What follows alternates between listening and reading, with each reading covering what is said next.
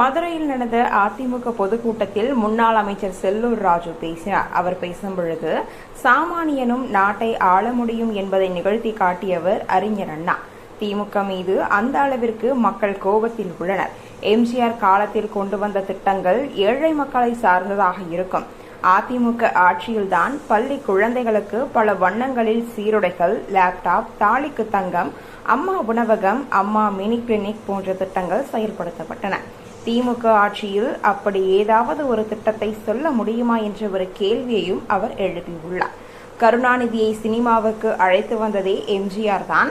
அவர் நன்றாக கதை, வசனம் எழுதுகிறார் என்று எம்ஜிஆர் தான் திரைத்துறையில் அவரை அறிமுகம் செய்து வைத்தார். பின்னர் எம்ஜிஆர் தான் கருணாநிதியை முதலமைச்சரும் ஆக்கினார். தற்பொழுது கருணாநிதி குடும்பம் செல்வாக்கோடு தற்பொழுது இருக்கிறார்கள்.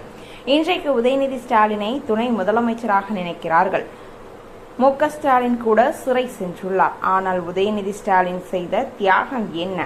சட்டமன்றத்திற்கு உதயநிதி ஸ்டாலின் வந்தால் துரைமுருகன் உள்ளிட்ட அனைவரும் எழுந்து நிற்கிறார்கள். தமிழகத்தில் வாரிசு அரசியலுக்கு முடிவு கட்ட வேண்டும் என்று மக்கள் முடிவெடுத்து அதிமுகவை வெற்றி பெற வைக்க வேண்டும் என்று அவர் கூறியுள்ளார்.